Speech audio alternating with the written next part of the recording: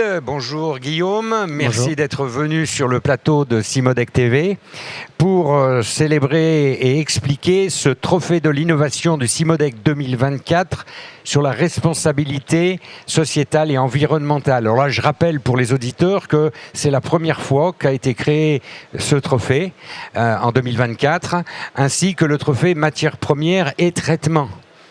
Et il se trouve que grâce aux notes du jury, vous avez eu la meilleure note, toutes catégories confondues. Oui. Donc, vous auriez dû remporter naturellement le trophée matières premières et traitement, le trophée du Cimodec d'or, et avec la meilleure note pour la responsabilité sociétale et environnementale, vous auriez dû aussi avoir le troisième trophée qu'on a sous nos yeux.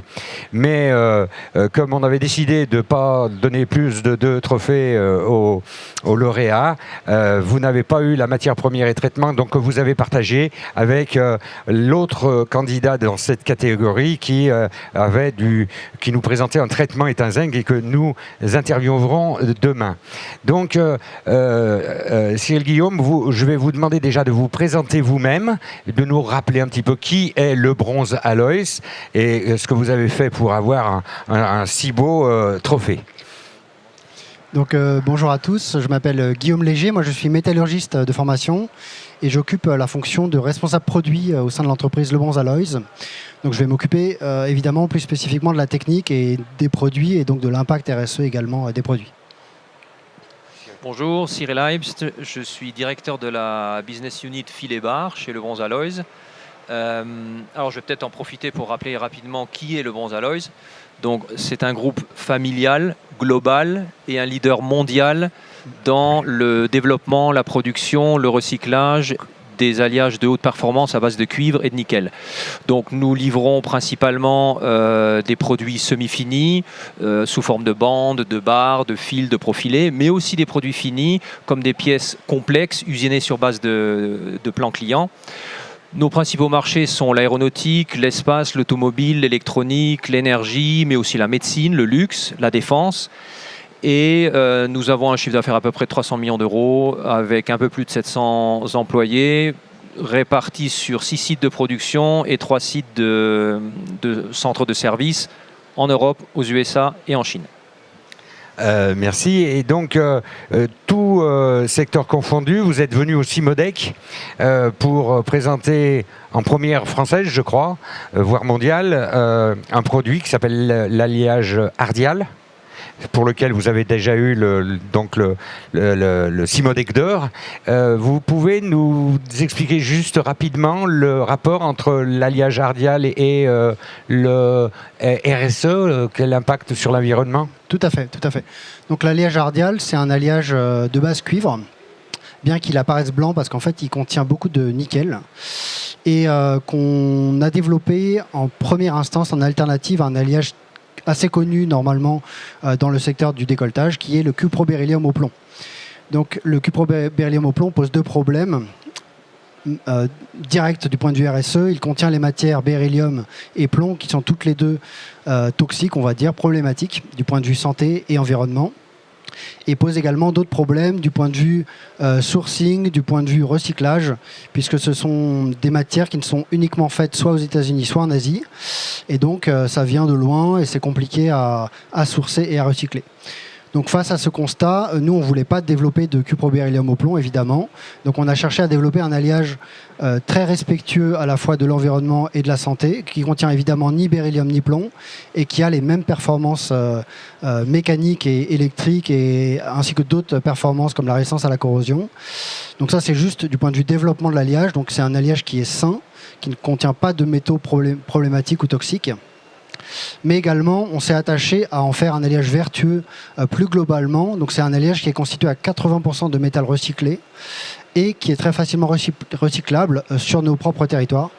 Donc tout cet écosystème fait que c'est un alliage à très haute performance, mais également vertueux à la fois du point de vue de sa composition et de sa matière première, c'est-à-dire comment on le fabrique, et sa fin de vie également, une fois qu'il va être utilisé, donc typiquement pour des connecteurs, du luxe ou tout type d'application issue du décolletage.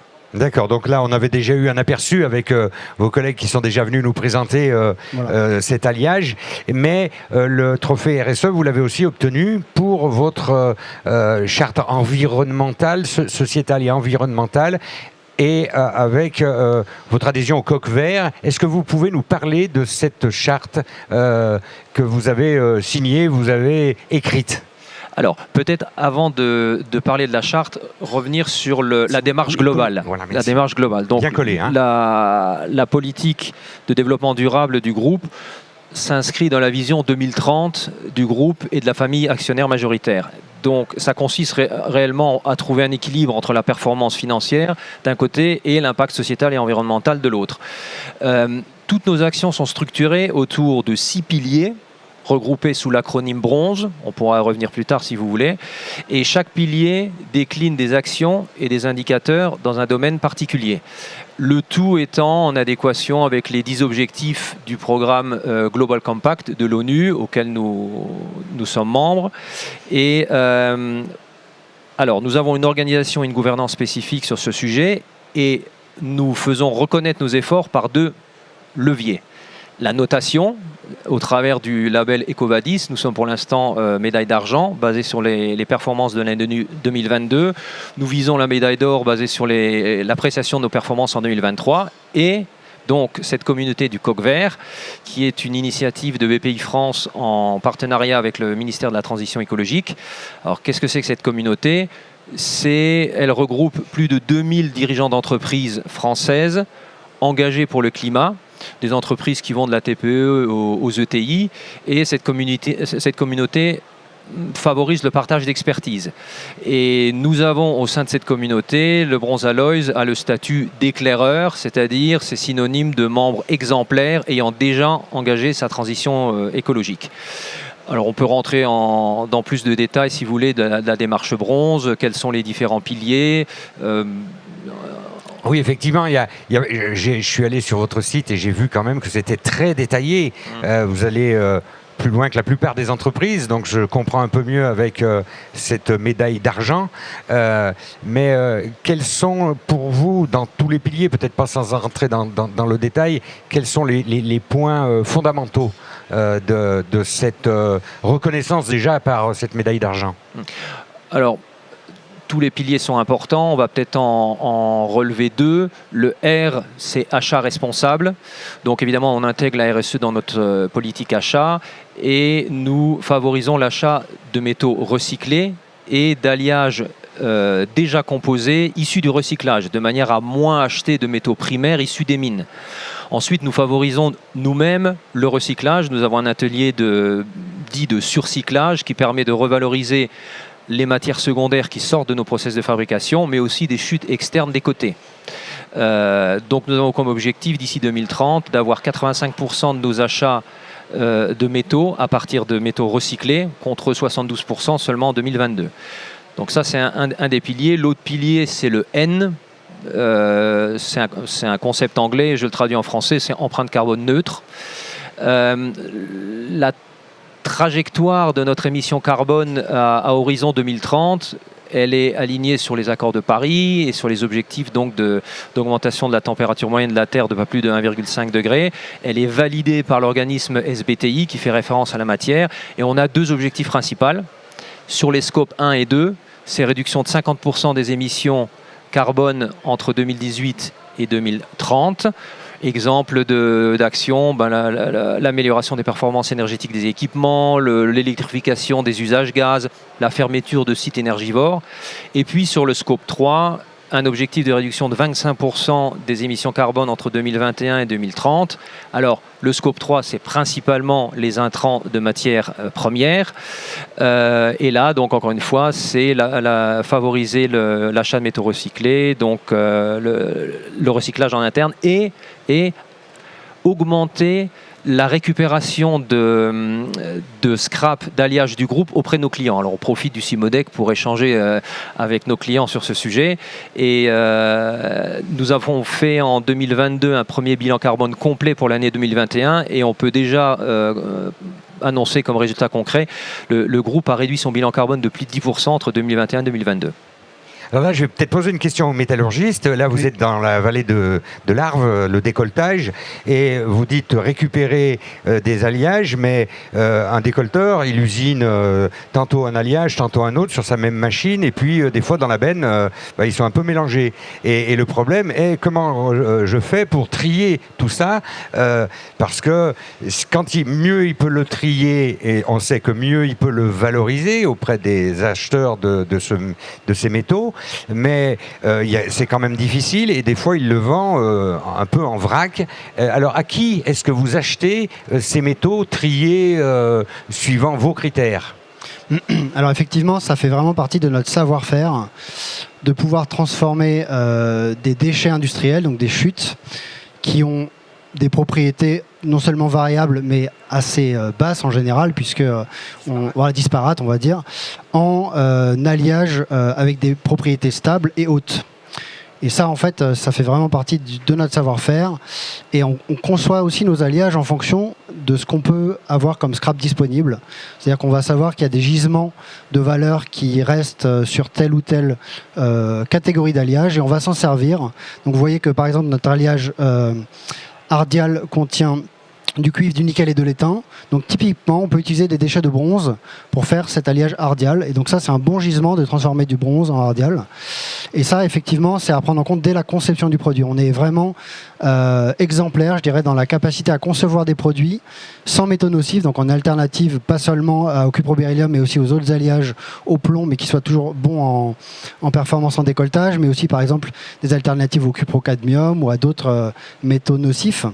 Donc dans la conception des alliages, et après on travaille évidemment avec notre cellule d'achat qui va chasser des déchets de qualité très particulière, et puis comme Cyril le disait, avec nos clients pour avoir une rotation de la matière, que ça nous revienne directement.